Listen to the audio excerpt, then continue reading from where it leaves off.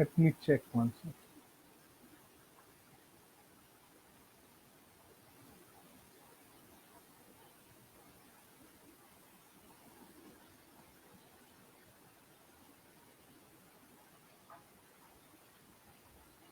Okay, sir.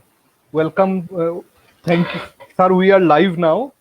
So, welcome to the broadcast, sir. As you are maybe aware that the whole initiative was started so that we can have something creative out of this lockdown and some positive thing out of this negative pandemic.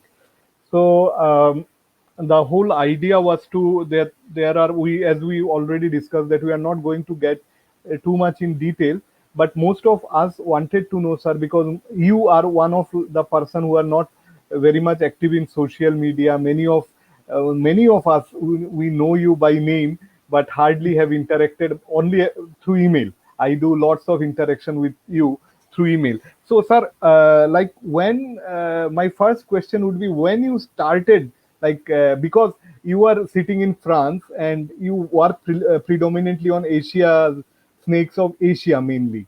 Yes. I see most of the publications. So, what is the connection of French and Asian snake? Okay. First, I would like to say to wish a good evening to everybody because in India it's already late. In Yes, France, it's only 4:30 p.m. So we are still in the afternoon. So yes, good evening, everybody.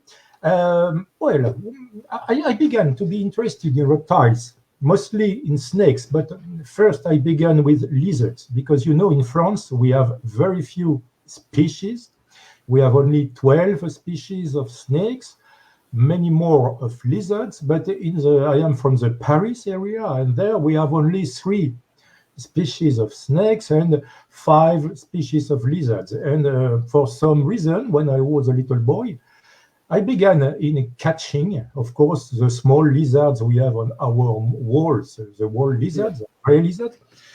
And I began to keep animals like that in captivity, especially lizards, but mainly at the beginning, mainly frogs and newts, because they were at that time, they are still common, but they were at that time much more common and very easy to keep.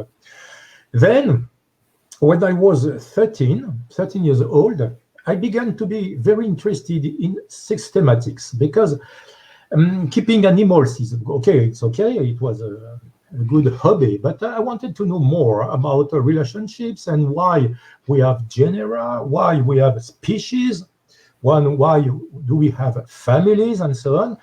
And began to be interested, and I understood the system of the binomial nomenclature. Yeah, nomenclature. And then it was like opening a door, because now I understood why we have Iguanidae, why we have Colubridae, why we have Viperidae, and so on. And immediately I began interested in books, normally not read by young people, but I began by books mostly on Africa. Why Africa? Because at that time in France we have books on France or Europe, sorry, and also on Africa. And I bought 2 books on Asia, one on Laos by Mr. Jean Deuve, and another one on Cambodia. At that time in France, impossible to find books on reptiles of India. It was really okay, impossible. So when I was a little bit older, so let us say about 22, 23, I began building a library, a private library. You can see a part behind me. This is yes, the shelves of Chinese books. okay, And then I still kept animals at home, especially snakes. I began interested mostly in pit vipers, but also in water snakes. I ever liked water snakes. And I began, and then of course, more and more with literature, I got knowledge in literature, in taxonomy and systematics. Then I built my library little by little, and I began interested in Asia because I have ever been interested in Asia. But for reptiles, I thought there were so many things to do that at that time, many people worked on Africa, at correct. least in France. Of course, I don't speak about America because there were so many herpetologies there. But in Asia at that time, it was very difficult. China was closed. I am talking about the 80s, the beginning of the 80s. Okay, so China was still closed. French Indochina no longer existed, and it was not the time to go there. But fortunately, in the Paris Museum, there were a lot of collections.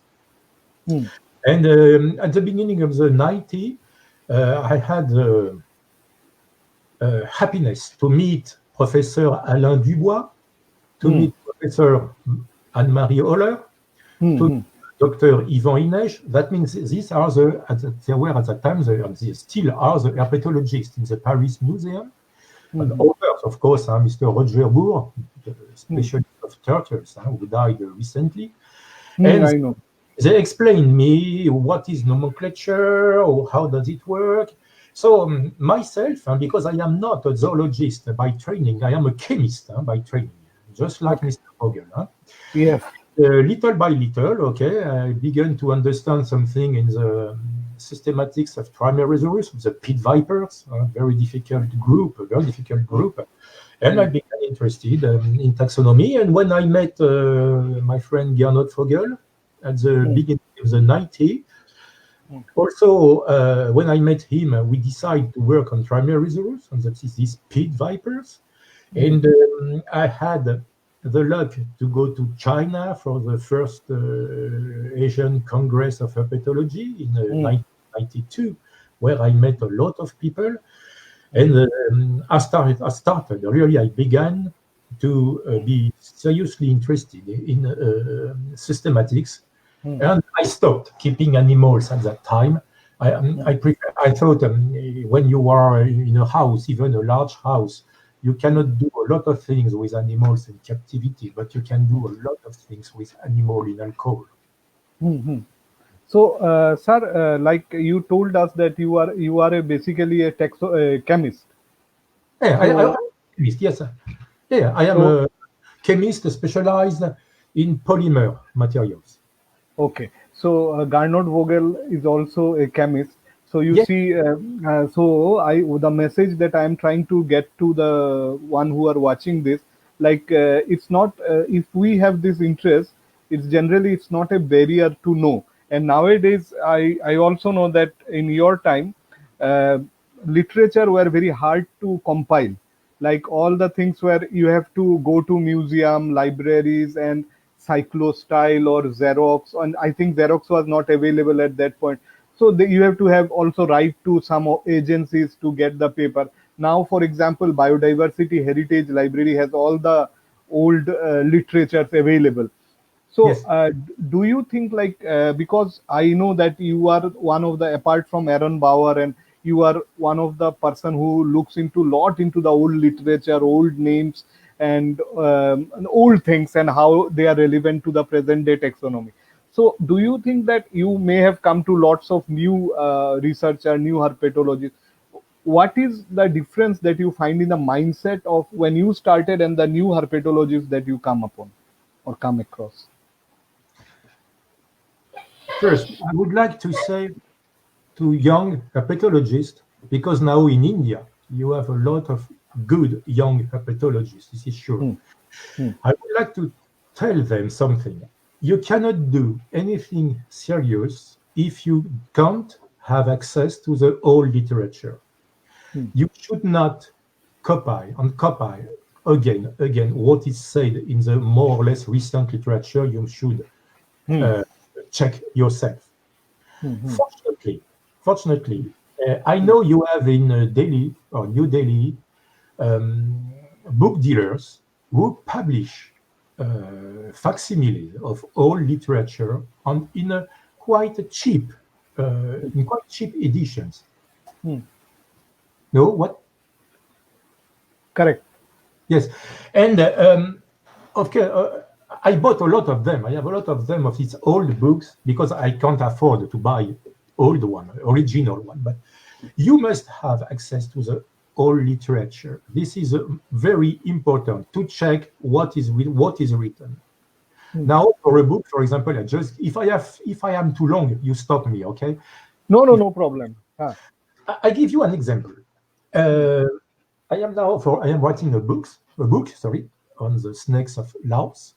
And today and yesterday, I was writing the account of Oreocryptophis porphyraceus, a very beautiful species that you have in India.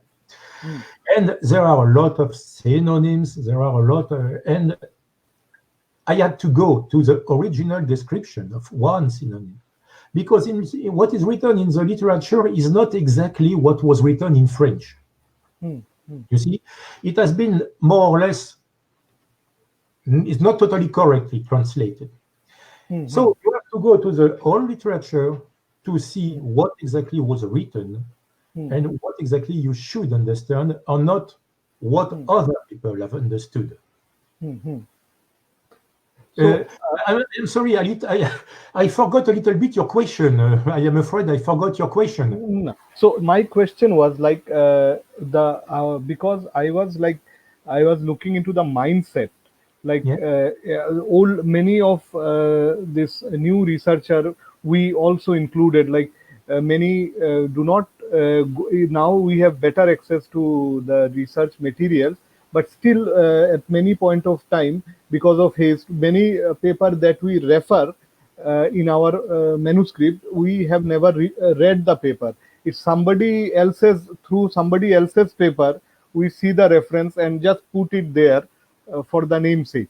Now, I already you have discussed that the value of going tracing back, because I was trying to say the errors keep on cropping up if we don't go to the source. This is So true. the so error, and we contribute to the error and move it ahead.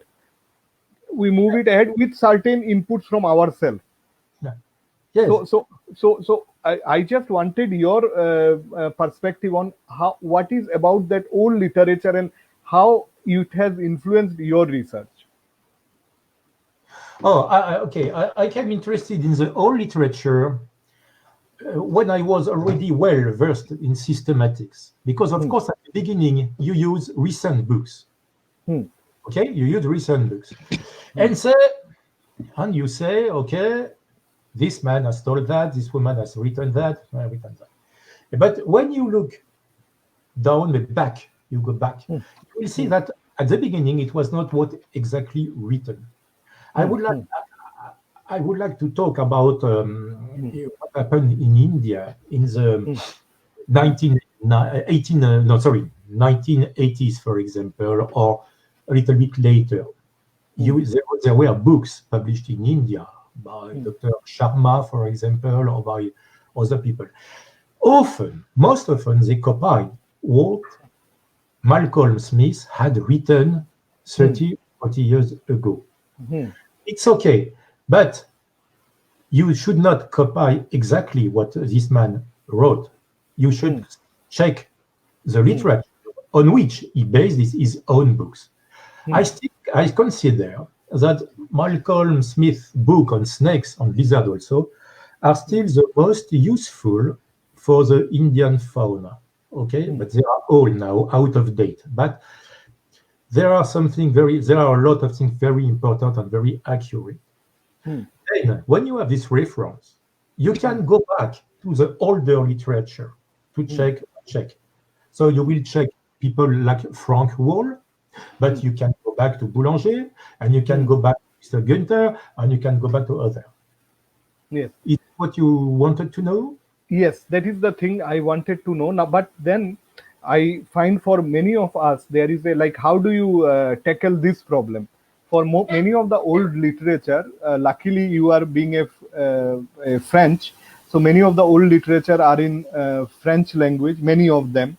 So that becomes little hard for many of us to translate. And then there are some in German, and many are again in Chinese. So as I believe that, for example, when I was looking into Tamdauensis, if you remember, so there is that Chinese manuscript.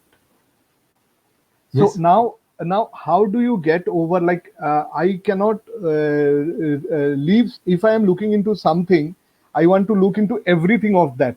So I can, Yes. because it is Chinese, I cannot leave it. So Okay. So how? there is something quite easy. Yeah? If you can have a PDF Huh, of that, for huh. example, you go to biodiversity heritage, something like that. Li- Yeah. Library, yeah, Okay. You download the PDF of your paper, correct. or the page you need. Okay. Okay, yes, When you have a PDF, usually they are not protected. yes, So what you say, you can copy on Word, and then you okay. copy the text on Google Translation, Translate, yes. and usually it works well. Yes, yes, but the problem now, French and German is okay because they are using the text are like English, Yeah. but the traditional Chinese, most of they are in scanned format. So you have to have a OCR software to bring out the scanned font photograph. They have to convert it into font, Yes. and This is when they, and no. then they do a lot of error. When you have a photograph, it's not possible. But I guess if you have a PDF, you just copy with on your computer, Control C and Control Uh-huh. E, and Yes. you check in Google Translation, you select Chinese and after English or what you want. And I tried it. That works very well. Huh? Yes, yes. I try. Very well. So, sir, now tell me like the most important point, like as a taxonomist or those who are working in systematics, like their main job is to group the species, the organize the species in a better orientation. Yes. If there are is with modern data, modern evidences, just to compile them so that the closely related one sticks together. So now, like then you have also also a duty to, when the one which does not fit around with anything and which has not been named yet, so you then go ahead and name the species. Hmm? So now I wanted to know, like many of the old description, the description of the species is only one line. Hmm? Maybe they have described a very novel species, but only maybe one or two line. Yes. But now when you look into that two line, it fits into many species, Hmm? because Yes. nowadays we are doing a lots of descriptive description. Now Hmm? those two line, they may cover many species. Yes. Yes. Now you don't, because many of times you do not have, they just wrote the description, but maybe many a time Sorry. they do not have the specimen in museum. Sorry, because there was. Hello, can you hear me? Yeah. Hello. Hello. Can you hear me? Can you hear me? There has been a problem. There has been a Yes, I problem. can hear you, sir. So can you say again the last part of your sentence, please? Okay, okay. So the thing is that I was telling, like many of the old description were based on like two lines, Yes. Yes. one or two lines, a species. So neither they have a specimen in some museum.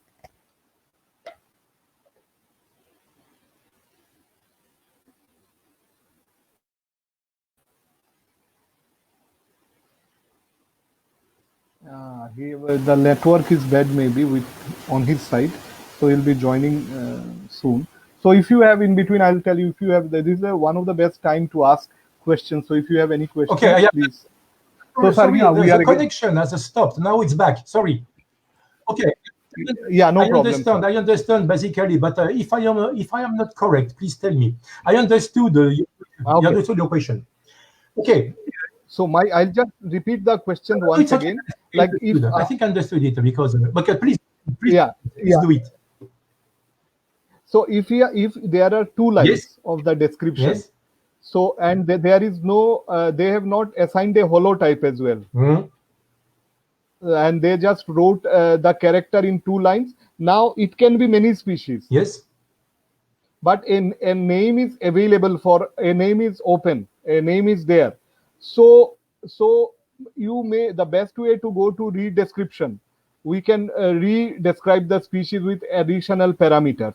But how do you assign that that species may be the one? It may be something else as well, because of the very limited information. Yes, it is what I understood. Okay. So, of course, there are only two possibilities. Hmm. Either this old species has a holotype or syntypes. Hmm. In this case, you must see them. You Hmm. must see them.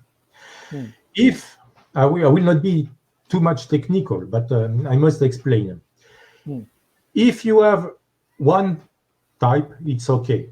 You can say, okay, we have one group, another group under a single name, but thanks to the holotype, we Hmm. know what group Hmm. can be connected with the combination, the species Hmm. nomen. Nomen. Hmm. Hmm. Hmm. If you have three types, Hmm. in this case, if you do serious research, you Hmm. check and you Hmm. select one lectotype Hmm. corresponding to one group.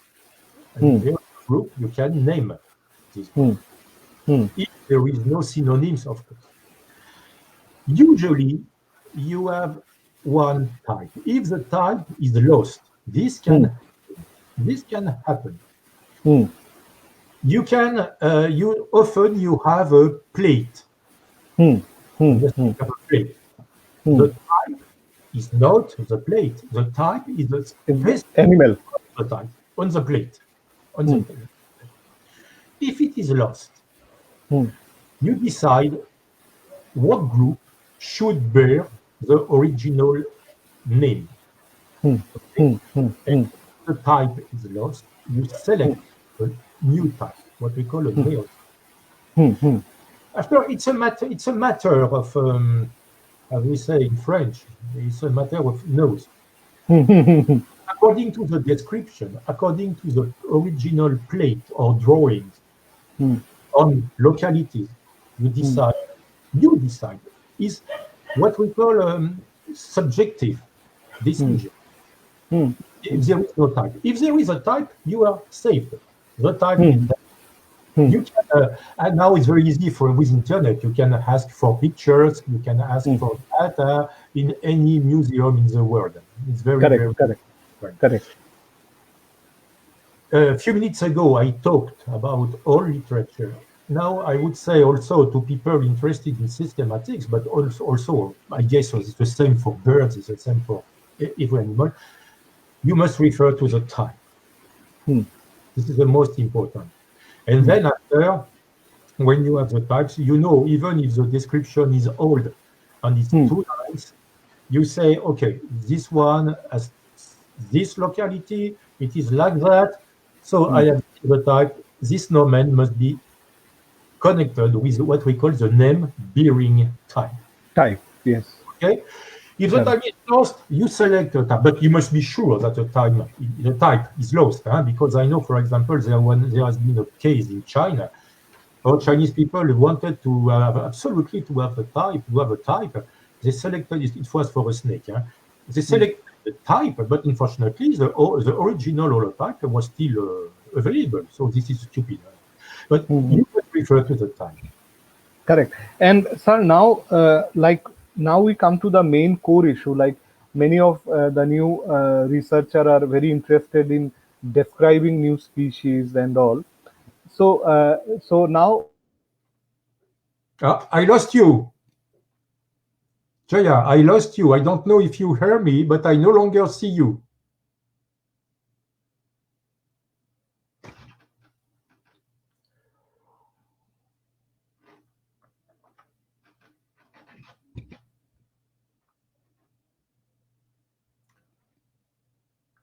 I hope we have not lost India.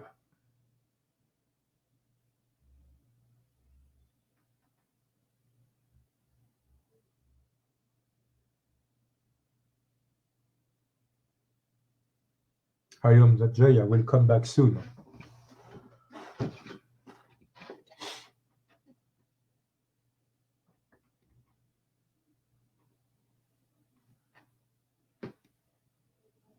No. I'm afraid, huh? we have lost India. Sorry, Ah, sir, connection went. okay, you are back. Connection went out. So, sir, I was I was telling like many of the key concept, like many people wanted to like describe new species. So there is sometime when you are having a species which is very different from all the other species, and it's very fine. Sometimes it becomes very easy to describe, but Yeah. sometimes many species which are like for even we are talking about some geckos that we are working and many other species, they're very small differences. And then so for example, if you talk about the Asian snake, what are the main landmark that you look into before you think that these are the important parameters that we should look into, and then go ahead and decide if this is a new species or not? Of course, it depends on groups. It Yes. depends on the genus. Usually, first, when you want to describe a new species, if you have something very different, as you said, it's very Hmm. easy. Easy. But when you examine a series of snakes, for example, of Hmm. Oligodon, for example, Hmm. Hmm. you can see some difference. Hmm. No need to make a molecular analysis first. Hmm. You can Hmm. see some morphological difference. What Hmm. I do is that when I have a series, I put the snakes on a table. Hmm. See, table, Hmm. like sausage. Hmm. I look at them, and sometimes you can see something different. Sometimes it's very obvious. For example, I remember when I make the revision of Xenocrophis, now it will say Folia piscator. Hmm. Nobody has ever seen that you have a mark on the nail. Mark. In one Remember shape, there is. like that, Hmm. Hmm. like that. And in Indian Hmm.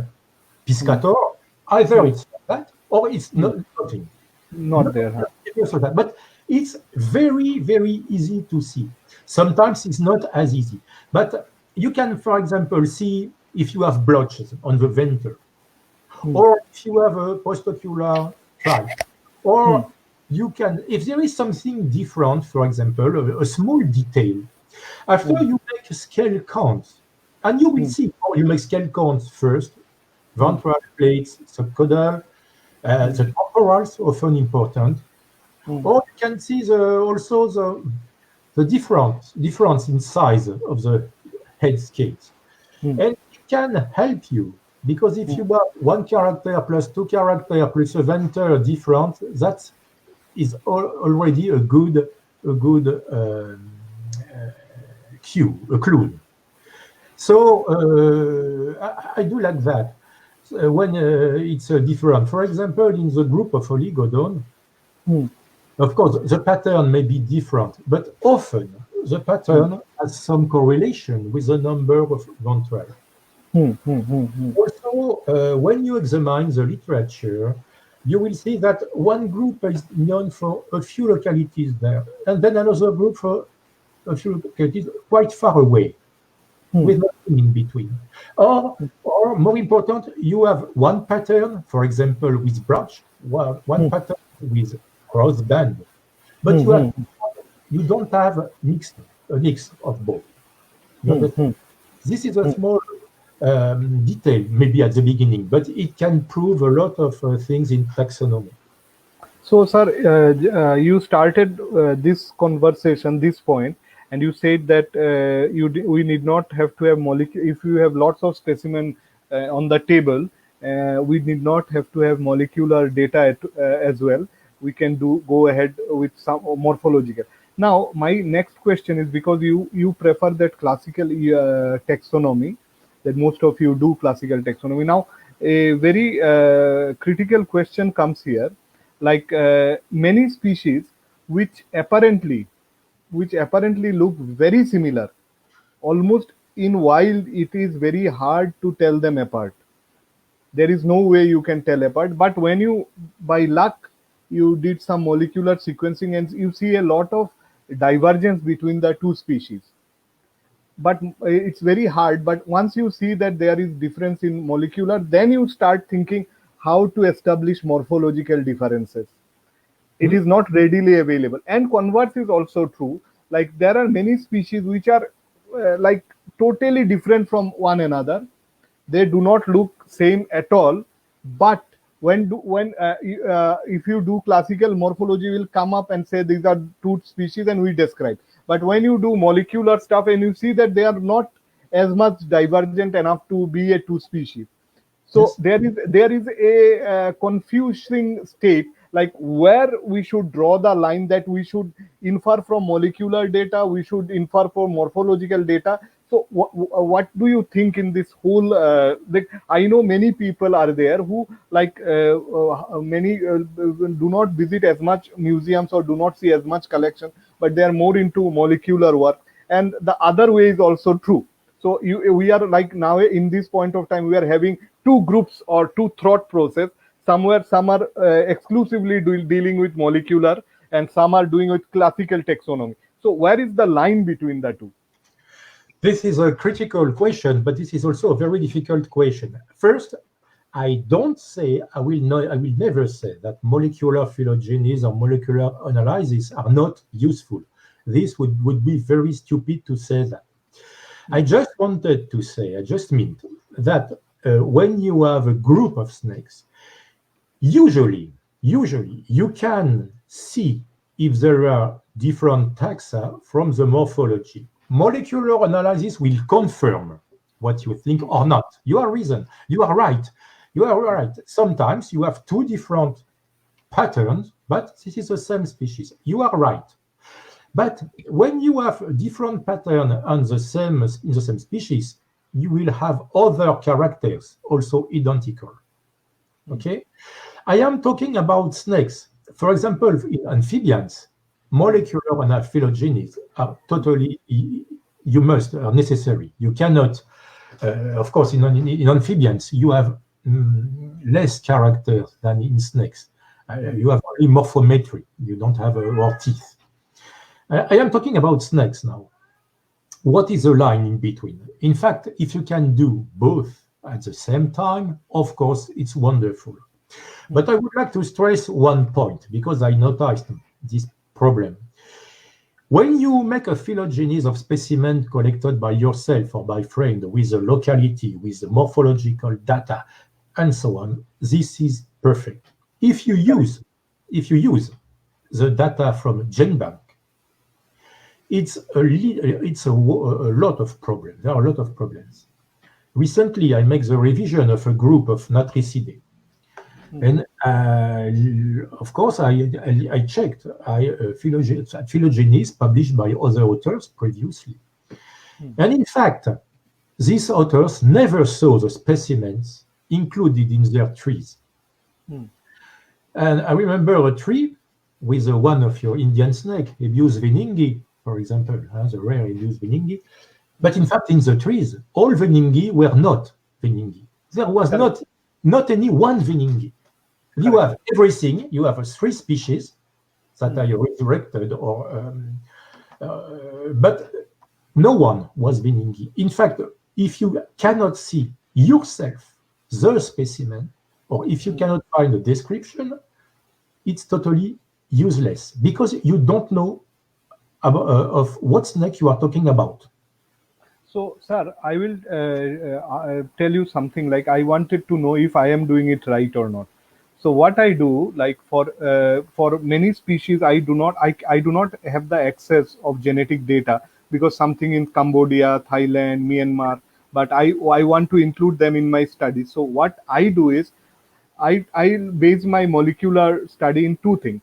First of all, the author that I believe or rely on, I take his data. For example, if I know that Patrick David has sequenced some specimen, so generally the identification will be okay, or I can trustworthy. So based on the trustworthiness, I take the data from the authors that I know that they know the taxonomy of the snake. First is that. Okay. Number two, what I do for the specimens that are very interesting, but they do not have any reliable author. What I do is I find out the museum number, Yes. and write to that museum and ask them for the photograph and scale counts, and if they can provide. And then I match the, though I have not collected the specimen, but virtually I have the access to the specimen and I see the specimen. And then Yes, I keep, so these are my two protocols that I follow while constructing the tree. So if you have any input on that, I think many of us will be very happy. oh, this is perfect. This is perfect. The problem of specimens on GenBanks is that many are misidentified, Correct. or they were correctly identified at that time, but now They are the- different. Yes. if you can have access to the specimen yourself, that's fine. Your simple protocol, you trust people who have worked on this group and who have published on the specimens. That means they saw the specimen. Because in morphology, you must see the specimen. And in this case, of course, it's perfect because you know of what species, current species, you are talking about. In that case, there is no problem. But on GenBank, this is not always possible because sometimes the specimens were in private collection or have not been deposited or something like that. So you must be very careful when you're in difficult groups. You can use your two protocols. This is perfect. But if you just copy the sequence on GenBank, you may have problems. So, For example, in the group of Oligodon, in the group of Oligodon, I am very surprised to see some Oligodon from, for example, Vietnam or Cambodia, not in the scientific literature, but in the semi-popular or for literature for snake keeper, they still speak of Oligodon cyclurus. This is very stupid because Oligodon cyclurus lives in India or maybe Myanmar. Okay, but these people don't follow the literature. Imagine they give the specimen or to somebody and say it's Oligodon cyclurus. Cyclurus, yes. Is not very, very well versed in the systematics of Oligodon. It will publish something totally wrong. Correct. So, sir, now I am just going to another very important question, and I have never asked any of the panelists or any of the guests this question, but I think you are one of the right person to ask, and I also forgot to ask them, but you are. So, like we have as a author, while in last week we are also in a discussion regarding some species.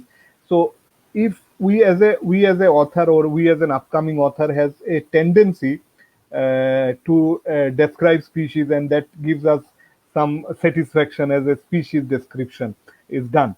Now my question is like, for me, any character which do not have a biological interpretation, any character which does not have a biological interpretation or biological impact, yes, that character to establish a species for me is not very correct way of seeing a species.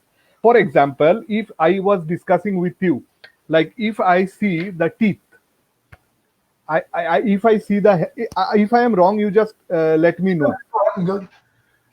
So if I see the teeth, if I see the hemipenis, because the species definition says the group of organisms which can reproduce among themselves. So hemipenis plays a very important role in the reproduction. So yes, I believe that is one of the character which will be the last to get hit by evolution. So that will be a more of a conserved character, hemipenis. So now we come to another point which says that what we eat is what we are. So now to eat something in the wild world, you need teeth. yes. So like I have a very small hypothesis. Like when I was doing into Xenocrophis work, and when I was doing Faulia and Xenocrophis and this, so I thought that I found a story. I made a story out of myself. Like if I have two posterior enlarged teeth, and some will have a diastema there, and some will not have a diastema there. But these enlarged posterior teeth, they must have some function, right? Sure. So they must have some function. So teeth are only for prey.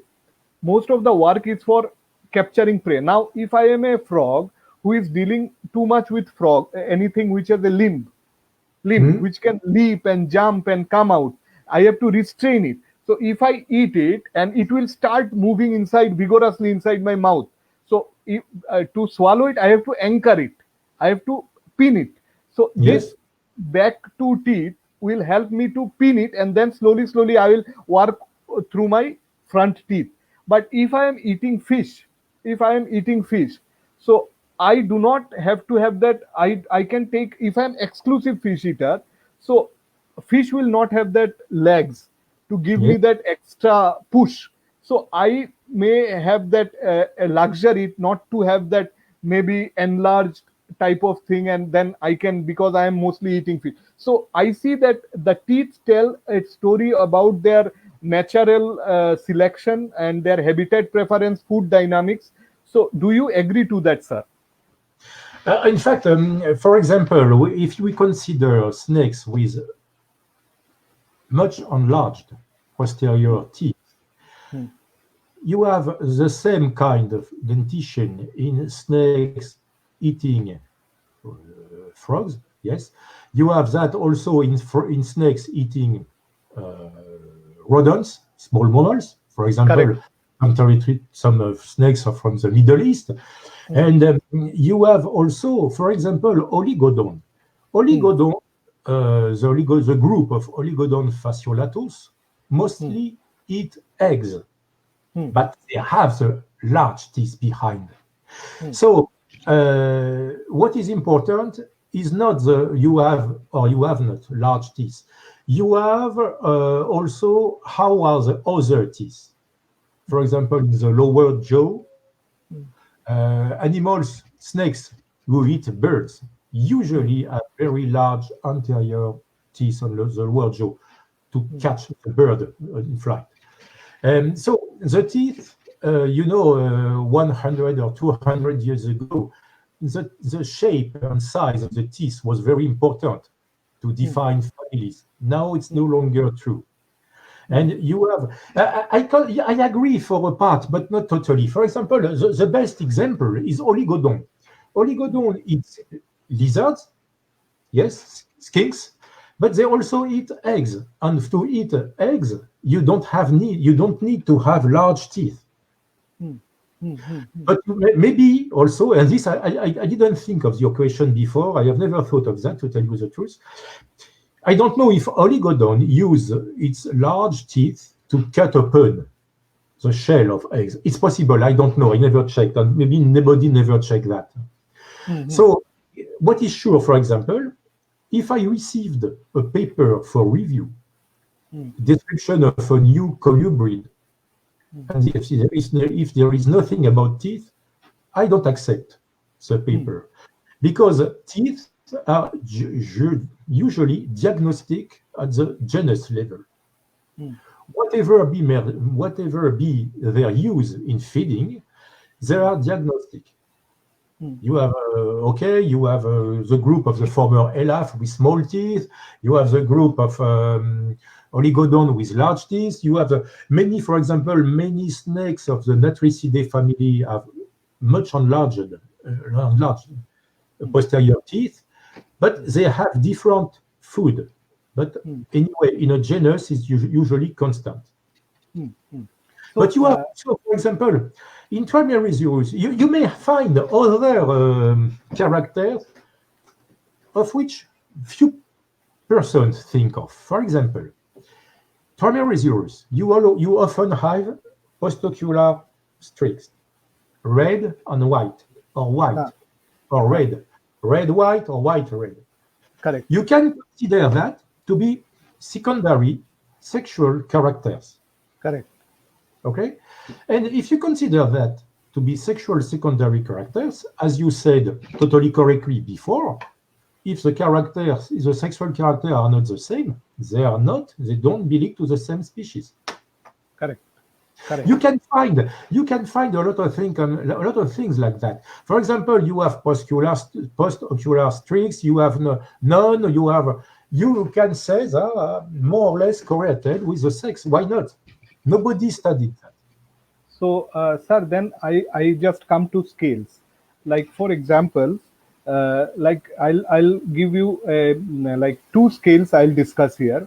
For Mhm. example, if we see the The what? Yes. nasal scale, and if you see the frontal or parietal, whatever frontal, so these are two scale. So the shape of the scale, like you are giving points, like 1 point for different type of nasal, 1 point for different types of frontal. Like if you have the you are forming a clade or something like that for statistical analysis. But then my question point is, if I am the one who is dealing with that, so I give 2 points for nasal but Mhm. 1 point for frontal. Like why I'm trying to say is like the position of the nostril in the nasal determines its livelihood in the habitat.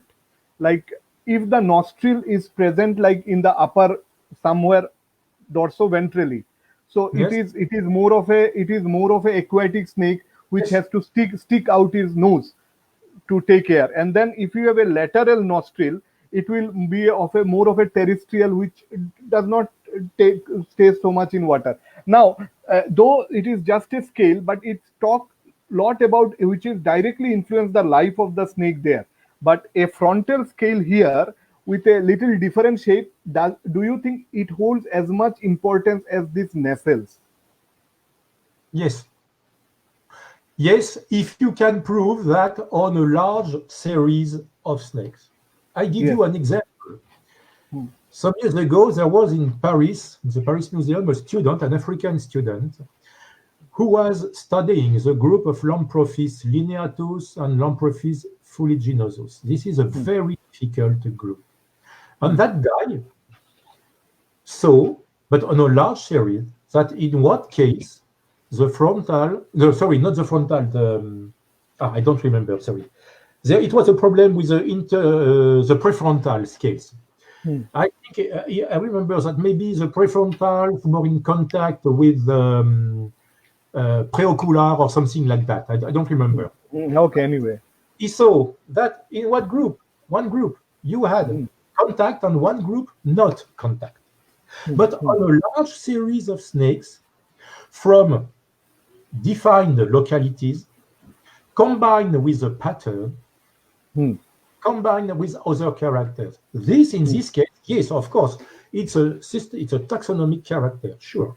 Hmm. Even if it Correct. includes very, very, very secondary, very small character, but when you have a series, yes. Series, big series, it's You true. cannot, for example, you cannot say anything if you have two snakes and three snakes, two specimens and three specimens. You cannot. But if you have a series, and Correct. of course, if you have a series, you can say, of course, if the temporal scale is missing, or if the L'Oreal scale is missing, these are important characters. Correct. But you have on the upper head scalation sometimes small characters Hmm. which can be of systematic importance. Yes. Correct. Yeah. So, But you need a series. You cannot say that on one to snake because it is just like sorry, just like us. Huh? You have people with big nose like me, and you have people with small nose, and you can correct. have variation.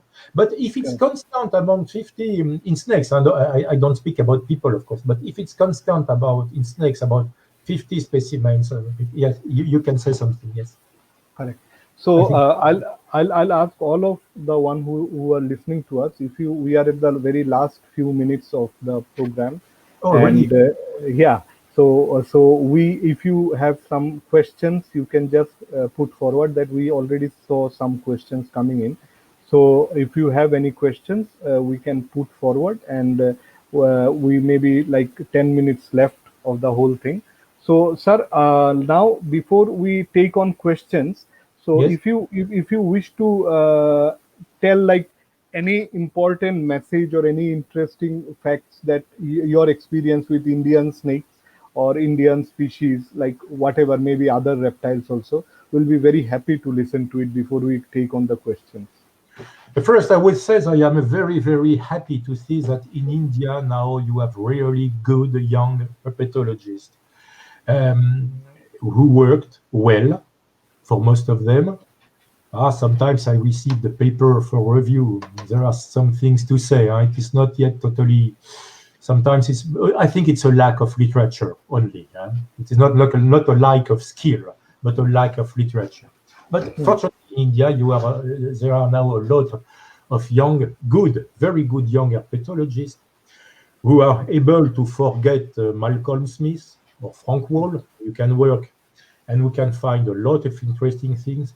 And this is very welcome because in India there is really a very interesting snake fauna. I speak of snake because I know snakes better than lizards, but it's the same for lizards. And especially in the northeast, and in the Ghats, you have still a lot of things to do. And now the tendency also is that species with a large range, in fact, often are a group of species. And in this case, molecular analyses are very useful. Okay, but for example, one example is a king cobra. The type localities in India, I remember it's Sundarbans or India or Bangladesh, it depends. Obviously, there are more than one species under the name Ophiopagus anna. And I have been very glad to see that recently some young Indian herpetologists were able to separate species in the genus Haetula. And this is very, very difficult genus. And this is a good start. And I think Indian herpetologists should go on and work quickly on their fauna, especially in the wet mountain, and the mountain with a wet tropical forest or subtropical forest, even in high elevation. I am sure you can have a lot of new discoveries there. I know, for example, that in the state of Mizoram, I am correct, Mizoram? How do you say it? Mizoram, correct. There are surely several species to be described. Correct. I guess it's the same in Arunachal Pradesh. I guess it's the same in Nagaland. I guess it's the same in Tamil Nadu, in the hills of a mountain of southern India. And you have a lot of work to do in India. Correct. And I was very happy if somebody could solve a problem of which I have thought for more than 20 years. In the city of Nagpur, I don't know the state, I don't remember the state, but in central India, Nagpur. Do you know, maybe I don't say correctly the name, Nagpur? No, Nagpur is correct. That is the way. Okay, somebody has found there a green pit viper. Okay. And if there are herpetologists from this area, I would be glad to know if it's Trimeresurus gramineus or Trimeresurus albolabris, because the snake has been poorly described. Okay. So what is living in this hills of central India? This is a mystery for me. Yeah, so it's Maharashtra. Yeah. It's in Maharashtra, Nagpur. Okay. Yeah. So did you go through a new species that recently of Trimeresurus been described, Trimeresurus salazar? Yes, I saw it. Okay, so that is the one that we had like a long distribution and throughout Northeast and Bengal and all. And Maharashtra, I'll just convey your message to the group and those who are seeing. So maybe they can get back to you. And as of now, I will just go through few questions maybe. Okay, I will go fast. I promise you, I will be. No, it's fine. We just love to hear to you and listen to you because that is the whole purpose of this program. So from Bangladesh, Hassan says, "Happy to see you, sir." Same here. Nice to meet you. So Bharat Bhatt says, "Yeah, I know his name." Yeah. Bharat Bhatt says, "Hi guys," and then Boyka, and then we have Kaushik Devti from ZSI. He has this question for you, sir. If any snake was described long ago based on a juvenile, is it worth to describe it based on adult form, the type locality? If you have a series, you can, but a type, which is a juvenile specimen, is a type. You cannot change anything. But if you want to, if for example, there was I understand this question. I understand the reason. Okay, no, I didn't think. Okay, now I understand. No, of course, it can be interesting if you have a lot of specimens from this area. And for example, if you can show that this specimen from this area, where comes the type, may be different from specimen from another area. But otherwise, describing one, two, three, or four specimens from the type locality, if their variation falls in the variation of the species, this has not a great interest because you still have the same species. It depends how many specimens, and it depends if you can find something proving that the type specimen from this type locality are quite peculiar or quite different from specimens from another region. Otherwise, describing a juvenile is a type. It will remain a type. So, okay, if the juvenile has a special color, okay, if you find adults, you must describe, because if the specimen, for example, is yellow when it comes out of egg, it is yellow, and if adult, it is red with a gray blotch, of course, you should describe. But if the color and the variation, the scalation are the same, this has not a great interest itself, except if you can prove that specimens of this top locality are quite different, for example, from a specimen from Myanmar or from other part of India. Correct.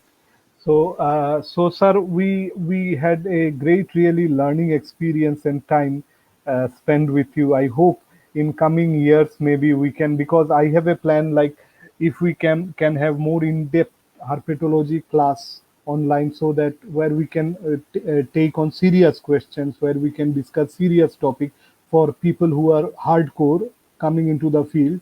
So it was like introductory or introduction to those classes, and I hope I will really need your support in those coming days to get people motivated. And Yes, with pleasure. so I, in between, I also had another question from Yes. Chandramouli. Chandra. Chandra says, "Sir, great to see you live. Could you kindly suggest when exactly we should designate a lectotype for from sign type? Sometime it seems it is okay to leave the sign type. Please advise." I strongly urge young pathological people to buy the code of nomenclature. Acha, code of nomenclature. Great, This great. is We'll do that. important.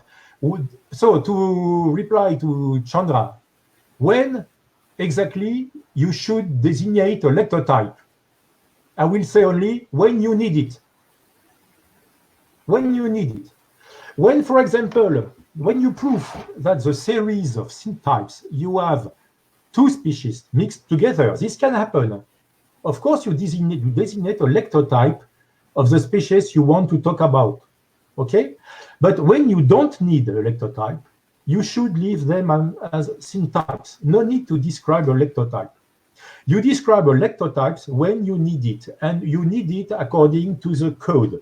You have point to respect, firstly, secondly, thirdly. You cannot say, as often do American people, you cannot say, oh, I describe a lectotype because I describe a lectotype. No, this is not a good reason. You should describe when you need it. So, sir, in between, I'll just talk about one of your paper, and maybe for Chandra and Kaushik Devti sir, it will be helpful. One of your paper on the need of rigorously follow rigorously the rule of the code for the subsequent designation of neo species, type species for nominal genus which lack one. The case of nomenclature genus Trimerosaurus. So Yeah. this paper was very, very important for me, and I always keep it on my priority paper list because I learned a lot from it. So I think I can share the link once this talk is over in the Facebook comment, so you can go through this. And I think Kaushik Devti sir's confusion can be dealt through that paper on where assigning a neotype and whatever be it. So and then here Anirban says, "So nice to see you, Patrick sir." Very So much. Me too. So for most of us, on a very light-hearted note, for most of us, you are a cryptic species. So we do not see you. Ah, You yes. are so this is I just would like to say a word about this paper you cite, you cited, you mentioned on the rules, on the need to follow the rules. It was uh, just to prove that nobody in 200 years I ever seen that the type of Trimeresurus was not from India, was not Trimeresurus gramineus, but the genus was based on a specimen from Timor Island. yes, Nobody has ever seen that. So this is totally different because the type of Trimeresurus is Trimeresurus viridis, described by Lacépède, by Lacépède, a French naturalist. But now it's Trimeresurus insularis, and not the Indian specimens, as everybody has repeated in the literature for 200 years. correct, sir. And before we go, sir, we had a really brilliant time with you, and thank you so much. But before we go, I think your cat also wants to show up and want to give us a hi. To what? Your cat wants to give us a hi, I think. Oh, my cat. No, my cat, don't worry. It's an old cat. It's always like, making noise. But it is a very cute cat because I have seen you in the start of the program. 19 years old, more than 19 years old. So, W- but now Will it's it fine. will it Sorry, come if you call? what? Will it come to you if you call it? Can we Oh, see the cat? yes, yes. But now it will not call because now it is waiting for food. Oh, so great, sir. So anyway, sir, I will not. The cat needs food, and I know you also need to go back to your work. Thank you so much for your time, Oh, it was and a I. great pleasure. It was a great pleasure. You can do again such a meeting when you want. It will be with pleasure. And Okay, sir. if some people have questions, you can forward to me. I will reply. Okay, sir. I'll compile the questions and send back to you. And Yes. thank you once again, sir. And have a nice day and stay safe. Stay And, home. That is what was. to stay safe in India. Take care. Take care of snake bites too when you go to the field, and Yeah. work on work. You have a wonderful country. There are a lot of things to do in herpetology, so it will be a pleasure to read your papers. I say that to Thank all you. Indian herpetologists. Thank you so Okay. much, sir. Good evening. Good evening. Bye, sir. Bye.